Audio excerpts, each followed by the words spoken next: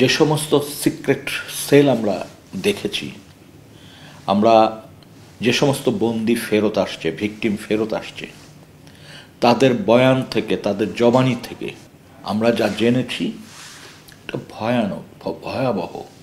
তারপর আমরা যা দেখেছি সেটি আরও ভয়াবহ। 4 ফিট সোয়া 4 ফিট লম্বা, 3 ফিট সোয়া 3 ফিট চওড়া, বা 5 ফিট লম্বা 3 ফিট সোয়া 3 ফিট চওড়া, মাথায় একটা ড্রেনেজ ব্যবস্থা আছে যেখানে পায়খানা প্রস্রাব করা যায়, আর বন্দিকে ওই ঘরটিতে রাখা হয়।